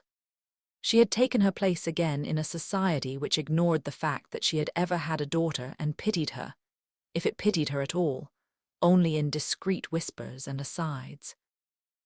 The plain truth was that by this time Mrs. Frederick did not want Valancy to come back, did not want ever to see or hear of her again. And now, of course, Valancy was here, with tragedy and disgrace and scandal trailing after her visibly. "So I see," said Mrs. Frederick. "May I ask why?" "Because I'm not going to die," said Valancy huskily. "God bless my soul," said Uncle Benjamin. "Who said you were going to die?" "I suppose," said Cousin Stickles shrewishly. Cousin Stickles did not want Valancy back either. "I suppose you found out he has another wife, as we've been sure all along." "No, I only wish he had," said Valancy. She was not suffering particularly, but she was very tired. If only the explanations were all over and she were upstairs in her old, ugly room, alone. Just alone. The rattle of the beads on her mother's sleeves as they swung on the arms of the reed chair almost drove her crazy. Nothing else was worrying her, but all at once it seemed that she simply could not endure that thin, insistent rattle. "My home, as I told you, is always open to you," said Mrs. Frederick stonily, "but I can never forgive you." Valancy gave a mirthless laugh. "I'd care very little for that if I could only forgive myself," she said. "Come, come," said Uncle Benjamin testily, but rather enjoying himself. He felt he had Valancy under his thumb again. "We've had enough of mystery. What has happened? Why have you left that fellow? No doubt there's reason enough, but what particular reason is it?" Valancy began to speak mechanically. She told her tale bluntly and barely. "A year ago Dr. Trent told me I had angina pectoris and could not live long. I wanted to have some life before I died. That's why I went away, why I married Barney. And now I've found it is all a mistake. There is nothing wrong with my heart. I've got to live, and Barney only married me out of pity, so I have to leave him free." "God bless me," said Uncle Benjamin. Cousin Stickles began to cry. "Valancy, if you'd only had confidence in your own mother." Yes, yes, I know," said Valancy impatiently. "What's the use of going into that now? I can't undo this year. God knows I wish I could. I've tricked Barney into marrying me, and he's really Bernard Redfern, Dr. Redfern's son of Montreal, and his father wants him to go back to him." Uncle Benjamin made a queer sound. Cousin Stickles took her black, bordered handkerchief away from her eyes and stared at Valancy. A queer gleam suddenly shot into Mrs. Frederick's stone-grey orbs. "Dr. Redfern, not the purple pill man," she said. Valancy nodded. "He's John Foster, too, the writer of those nature books." But, Mrs. Frederick was visibly agitated, though not over the thought that she was the mother-in-law of John Foster. "Dr. Redfern is a millionaire." Uncle Benjamin shut his mouth with a snap. 10 times over," he said. Valancy nodded. "Yes. Barney left home years ago, because of some trouble, some disappointment. Now he will likely go back, so you see I had to come home. He doesn't love me. I can't hold him to a bond he was tricked into."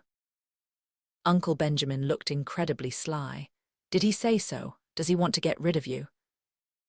"No, I haven't seen him since I found out, but I tell you, he only married me out of pity, because I asked him to, because he thought it would only be for a little while." Mrs. Frederick and Cousin Stickles both tried to speak, but Uncle Benjamin waved a hand at them and frowned portentously. "Let me handle this," wave and frown seemed to say. To Valancy, well, dear, we'll talk it all over later. You see, we don't quite understand everything yet. As Cousin Stickles says, you should have confided in us before. Later on, I dare say we can find a way out of this. You think Barney can easily get a divorce, don't you? Said Valancy eagerly. Uncle Benjamin silenced with another wave the exclamation of horror he knew was trembling on Mrs. Frederick's lips. Trust to me, Valancy. Everything will arrange itself. Tell me this, Darcy. Have you been happy up back? Was SN, Mr. Redfern, good to you? I have been very happy, and Barney was very good to me, said Valancy, as if reciting a lesson. She remembered when she studied grammar at school she had disliked the past and perfect tenses. They had always seemed so pathetic. I have been, it was all over and done with. Then don't worry, little girl. How amazingly paternal Uncle Benjamin was. Your family will stand behind you, we'll see what can be done. Thank you, said Valancy dully. Really, it was quite decent of Uncle Benjamin. Can I go and lie down a little while? I'm tired. Of course you're tired.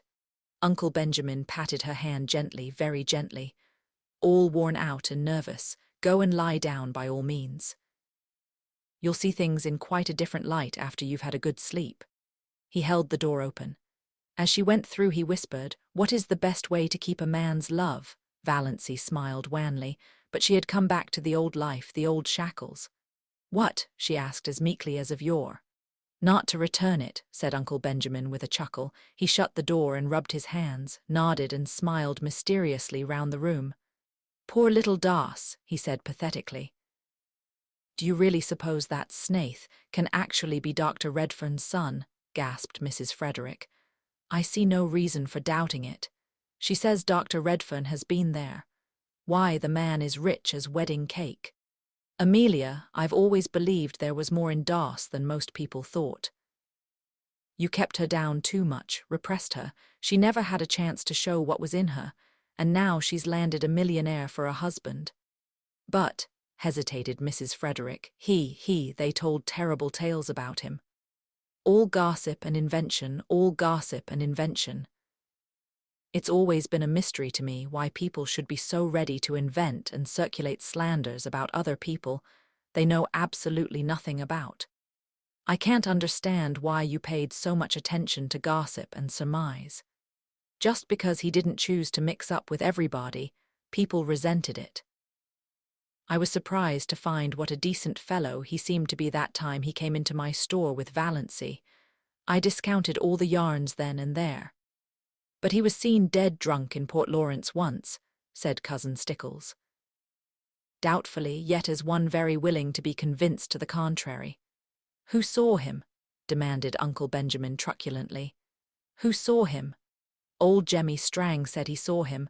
I wouldn't take old Jemmy Strang's word on oath. He's too drunk himself half the time to see straight. He said he saw him lying drunk on a bench in the park. Sure, Redfern's been asleep there, don't worry over that. But his clothes and that awful old car, said Mrs. Frederick uncertainly. Eccentricities of genius, declared Uncle Benjamin. You heard Doss say he was John Foster. I'm not up in literature myself, but I heard a lecturer from Toronto say that John Foster's books had put Canada on the literary map of the world. I suppose we must forgive her, yielded Mrs. Frederick. Forgive her. Uncle Benjamin snorted. Really, Amelia was an incredibly stupid woman. No wonder poor Doss had gone sick and tired of living with her. Well, yes, I think you'd better forgive her. The question is, will Snaith forgive us? What if she persists in leaving him? You've no idea how stubborn she can be, said Mrs. Frederick. Leave it all to me, Amelia. Leave it all to me. You women have muddled it enough. This whole affair has been bungled from start to finish. If you had put yourself to a little trouble years ago, Amelia, she would not have bolted over the traces as she did. Just let her alone. Don't worry her with advice or questions till she's ready to talk. She's evidently run away in a panic because she's afraid he'd be angry with her for fooling him. Most extraordinary thing of Trent to tell her such a yarn. That's what comes of going to strange doctors. Well, we mustn't blame her too harshly, poor child. Redfern will come after her. If he doesn't, I'll hunt him up and talk to him as man to man. He may be a millionaire, but Valancy is a sterling. He can't repudiate her just because she was mistaken about her heart disease. Not likely he'll want to. Das is a little overstrung. Bless me, I must get in the habit of calling her Valancy. She isn't a baby any longer. Now remember, Amelia, be very kind and sympathetic. It was something of a large order to expect Mrs. Frederick to be kind and sympathetic, but she did her best. When supper was ready, she went up and asked Valancy if she wouldn't like a cup of tea. Valancy, lying on her bed, declined. She just wanted to be left alone for a while. Mrs. Frederick left her alone. She did not even remind Valancy that her plight was the outcome of her own lack of daughterly respect and obedience. One could not, exactly, say things like that to the daughter-in-law of a millionaire. Chapter 41. Valancy looked dully about her old room. It, too, was so exactly the same that it seemed almost impossible to believe in the changes that had come to her since she had last slept in it.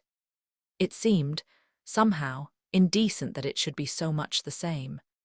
There was Queen Louise everlastingly coming down the stairway, and nobody had let the forlorn puppy in out of the rain. Here was the purple paper blind and the greenish mirror. Outside, the old carriage shop with its blatant advertisements. Beyond it, the station with the same derelicts and flirtatious flappers. Here the old life waited for her, like some grim ogre that bided his time and licked his chops. A monstrous horror of it suddenly possessed her. When night fell and she had undressed and got into bed, the merciful numbness passed away and she lay in anguish and thought of her island under the stars. The campfires, all their little household jokes and phrases and catchwords, their furry, beautiful cats. The lights agleam on the fairy islands, canoes skimming over Mistawis in the magic of morning, white birches shining among the dark spruces like beautiful women's bodies, winter snows and rose-red sunset fires, lakes drunken with moonshine, all the delights of her lost paradise. She would not let herself think of Barney, only of these lesser things. She could not endure to think of Barney, then she thought of him inescapably. She ached for him. She wanted his arms around her, his face against hers, his whispers in her ear. She recalled all his friendly looks and quips and jests, his little compliments, his caresses. She counted them all over as a woman might count her jewels. Not one did she miss from the first day they had met. These memories were all she could have now. She shut her eyes and prayed. Let me remember everyone, God. Let me never forget one of them. Yet it would be better to forget. This agony of longing and loneliness would not be so terrible if one could forget. And Ethel Traverse, that shimmering witch woman with her white skin and black eyes and shining hair. The woman Barney had loved, the woman whom he still loved. Hadn't he told her he never changed his mind, who was waiting for him in Montreal, who was the right wife for a rich and famous man? Barney would marry her, of course, when he got his divorce. How Valancy hated her and envied her. Barney had said, "I love you," to her. Valancy had wondered what tone Barney would say "I love you" in, how his dark blue eyes would look when he said it. Ethel Traverse knew. Valancy hated her for the knowledge, hated and envied her. She can never have those hours in the Blue Castle, they are mine, thought Valancy savagely. Ethel would never make strawberry jam or dance to old Abel's fiddle or fry bacon for Barney over a campfire. She would never come to the little Mistawi's shack at all. What was Barney doing, thinking, feeling now? Had he come home and found her letter? Was he still angry with her, or a little pitiful? Was he lying on their bed looking out on stormy Mistawis and listening to the rain streaming down on the roof? Or was he still wandering in the wilderness, raging at the predicament in which he found himself? Hating her, pain took her and wrung her like some great pitiless giant. She got up and walked the floor. Would morning never come to end this hideous night? And yet what could morning bring her? The old life without the old stagnation that was at least bearable. The old life with the new memories, the new longings, the new anguish. Oh, why can't I die? Moaned Valancy. Chapter 42. It was not until early afternoon the next day that a dreadful old car clanked up Elm Street and stopped in front of the brick house. A hatless man sprang from it and rushed up the steps. The bell was rung as it had never been rung before, vehemently, intensely. The ringer was demanding entrance, not asking it. Uncle Benjamin chuckled as he hurried to the door. Uncle Benjamin had just dropped in to inquire how dear Doss, Valancy, was. Dear Doss, Valancy, he had been informed, was just the same. She had come down for breakfast, which she didn't eat, gone back to her room, come down for dinner, which she didn't eat, gone back to her room. That was all. She had not talked, and she had been let kindly, considerately alone. Very good, Redfern will be here today, said Uncle Benjamin. And now Uncle Benjamin's reputation as a prophet was made. Redfern was here, unmistakably so. Is my wife here? He demanded of Uncle Benjamin without preface. Uncle Benjamin smiled expressively. Mr. Redfern, I believe, very glad to meet you, sir. Yes, that naughty little girl of yours is here. We have been. I must see her, Barney cut Uncle Benjamin ruthlessly short. Certainly, Mr. Redfern, just step in here. Valancy will be down in a minute. He ushered Barney into the parlour and betook himself to the sitting room and Mrs. Frederick. Go up and tell Valancy to come down, her husband is here. But so dubious was Uncle Benjamin as to whether Valancy could really come down in a minute, or at all, that he followed Mrs. Frederick on tiptoe up the stairs and listened in the hall. Valancy, dear, said Mrs. Frederick tenderly, your husband is in the parlour asking for you. Oh, mother. Valancy got up from the window and wrung her hands. I cannot see him, I cannot. Tell him to go away, ask him to go away. I can't see him. Tell her, hissed Uncle Benjamin through the keyhole, that Redfern says he won't go away until he has seen her. Redfern had not said anything of the kind, but Uncle Benjamin thought he was that sort of a fellow. Valancy knew he was. She understood that she might as well go down first as last. She did not even look at Uncle Benjamin as she passed him on the landing. Uncle Benjamin did not mind. Rubbing his hands and chuckling, he retreated to the kitchen, where he genially demanded of Cousin Stickles. Why are good husbands like bread? Cousin Stickles asked why. Because women need them, beamed Uncle Benjamin. Valancy was looking anything but beautiful when she entered the parlour. Her white night had played fearful havoc with her face. She wore an ugly old brown and blue gingham, having left all her pretty dresses in the blue castle. But Barney dashed across the room and caught her in his arms. Valancy, darling. Oh, you darling little idiot. Whatever possessed you to run away like that? When I came home last night and found your letter, I went quite mad. It was 12 o'clock. I knew it was too late to come here then. I walked the floor all night. Then this morning Dad came. I couldn't get away till now. Valancy, whatever got into you? Divorce, forsooth, don't you know? I know you only married me out of pity, said Valancy, brushing him away feebly. I know you don't love me, I know. You've been lying awake at 3 o'clock too long, said Barney, shaking her. That's all that's the matter with you. Love you, oh, don't I love you. My girl, when I saw that train coming down on you, I knew whether I loved you or not. Oh, I was afraid you would try to make me think you cared, cried Valancy passionately. Don't, I know all about Ethel Traverse. Your father told me everything. Oh, Barney, don't torture me. I can never go back to you. Barney released her and looked at her for a moment. Something in her pallid, resolute face spoke more convincingly than words of her determination. Valancy, he said quietly, Father couldn't have told you everything because he didn't know it. Will you let me tell you everything? Yes, said Valancy wearily. Oh, how dear he was, how she longed to throw herself into his arms.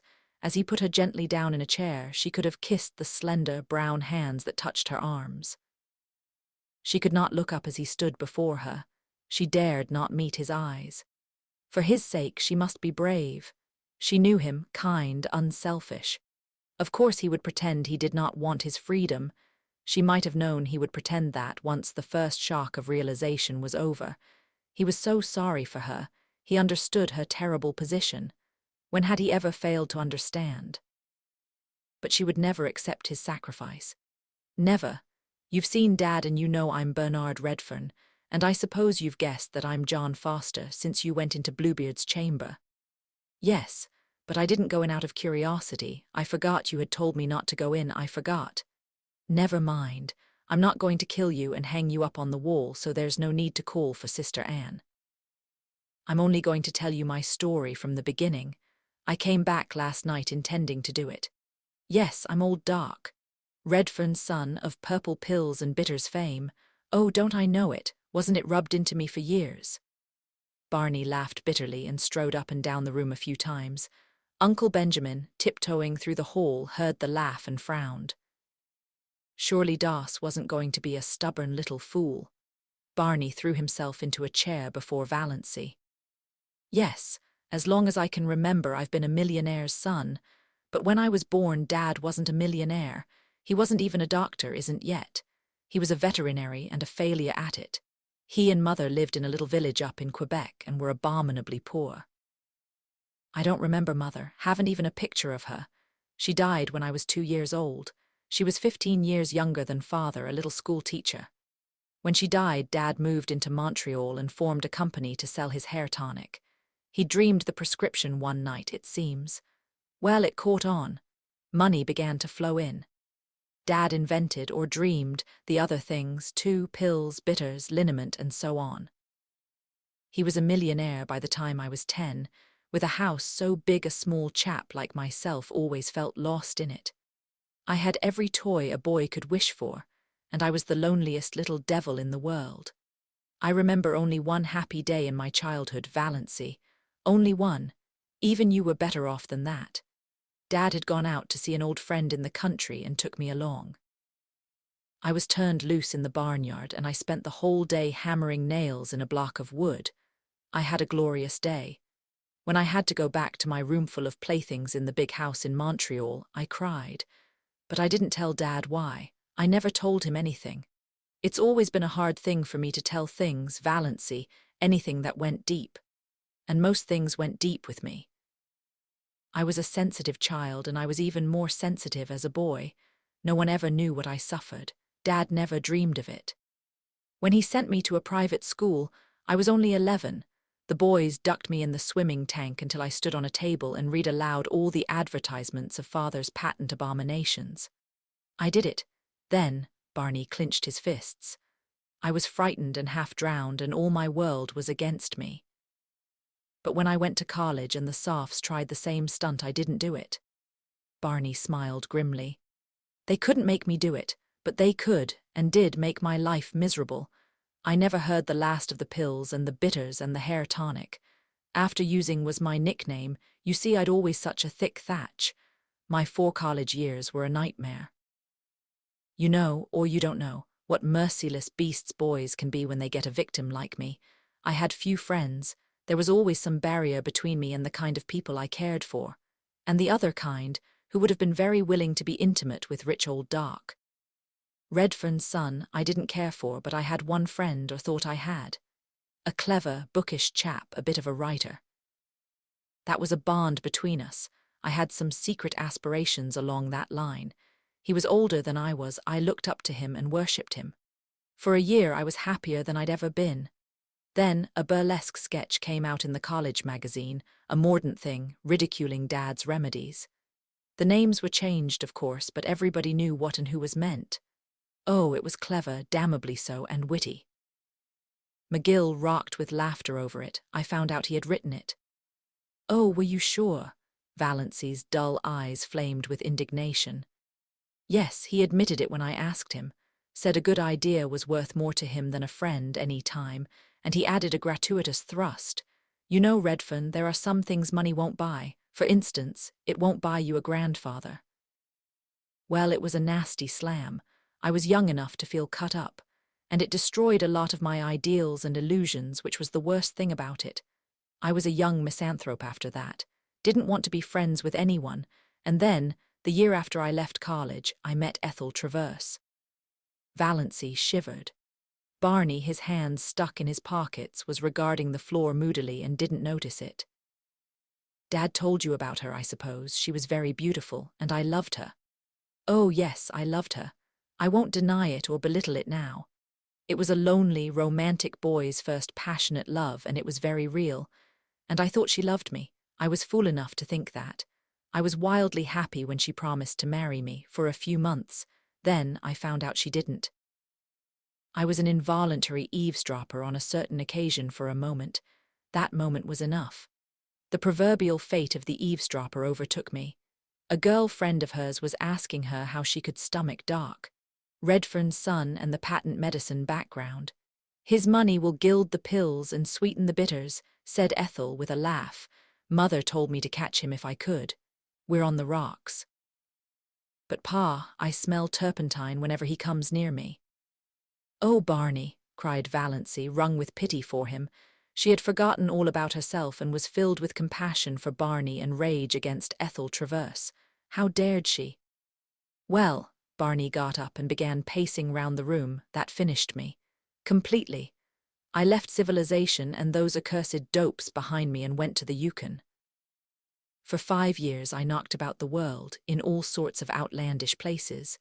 I earned enough to live on. I wouldn't touch a cent of Dad's money. Then one day I woke up to the fact that I no longer cared a hang about Ethel one way or another. She was somebody I'd known in another world, that was all, but I had no hankering to go back to the old life. None of that for me. I was free and I meant to keep so. I came to Mistawis, saw Tom McMurray's Island. My first book had been published the year before and made a hit. I had a bit of money from my royalties. I bought my island, but I kept away from people. I had no faith in anybody.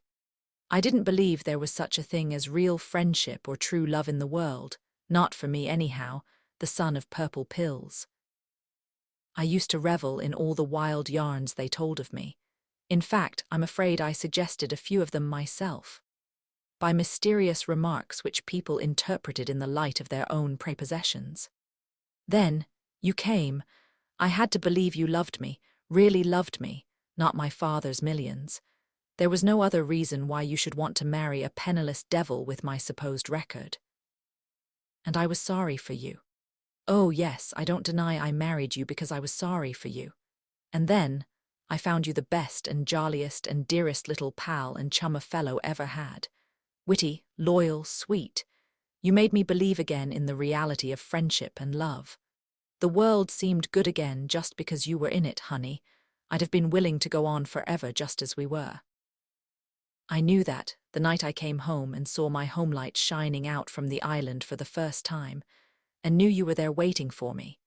After being homeless all my life, it was beautiful to have a home. To come home hungry at night and know there was a good supper and a cheery fire, and you. But I didn't realize what you actually meant to me till that moment at the switch. Then it came like a lightning flash. I knew I couldn't live without you, that if I couldn't pull you loose in time, I'd have to die with you. I admit it bowled me over, knocked me silly. I couldn't get my bearings for a while, that's why I acted like a mule. But the thought that drove me to the tall timber was the awful one that you were going to die. I'd always hated the thought of it, but I supposed there wasn't any chance for you, so I put it out of my mind. Now I had to face it. You were under sentence of death, and I couldn't live without you. When I came home last night, I had made up my mind that I'd take you to all the specialists in the world, that something surely could be done for you. I felt sure you couldn't be as bad as Dr. Trent thought when those moments on the track hadn't even hurt you, and I found your note and went mad with happiness, and a little terror for fear you didn't care much for me after all and had gone away to get rid of me. But now it's all right, isn't it, darling? Was she, Valancy, being called darling? I can't believe you care for me, she said helplessly. I know you can't. What's the use, Barney? Of course you're sorry for me. Of course you want to do the best you can to straighten out the mess. But it can't be straightened out that way. You couldn't love me. She stood up and pointed tragically to the mirror over the mantel. Certainly, not even Alan Tierney could have seen beauty in the woeful, haggard little face reflected there. Barney didn't look at the mirror. He looked at Valancy as if he would like to snatch her or beat her. Love you. Girl, you're in the very core of my heart. I hold you there like a jewel. Didn't I promise you I'd never tell you a lie? Love you. I love you with all there is of me to love. Heart, soul, brain, every fiber of body and spirit thrilling to the sweetness of you. There's nobody in the world for me but you, Valancy. You're a good actor, Barney, said Valancy with a wan little smile. Barney looked at her. So you don't believe me yet? I can't. Oh, damn, said Barney violently. Valancy looked up startled. She had never seen this Barney. Scowling, eyes black with anger, sneering lips, dead white face. You don't want to believe it, said Barney in the silk-smooth voice of ultimate rage. You're tired of me. You want to get out of it, free from me. You're ashamed of the pills and the liniment just as she was. Your sterling pride can't stomach them. It was all right as long as you thought you hadn't long to live. A good lark, you could put up with me. But a lifetime with old Doc Redfern's son is a different thing. Oh, I understand perfectly. I've been very dense, but I understand at last. Valancy stood up. She stared into his furious face. Then she suddenly laughed. You darling, she said. You do mean it. You do really love me. You wouldn't be so enraged if you didn't. Barney stared at her for a moment, then he caught her in his arms with the little low laugh of the triumphant lover. Uncle Benjamin, who had been frozen with horror at the keyhole, suddenly thawed out and tiptoed back to Mrs. Frederick and Cousin Stickles. Everything is all right, he announced jubilantly. Dear little Das. He would send for his lawyer right away and alter his will again. Das should be his sole heiress. To her that it should certainly be given. Mrs. Frederick, returning to her comfortable belief in an overruling providence, got out the family Bible and made an entry under marriages. Chapter 43. But Barney, protested Valancy after a few minutes, your father somehow gave me to understand that you still loved her. He would. Dad holds the championship for making blunders. If there's a thing that's better left unsaid, you can trust him to say it. But he isn't a bad old soul, Valancy. You'll like him. I do now.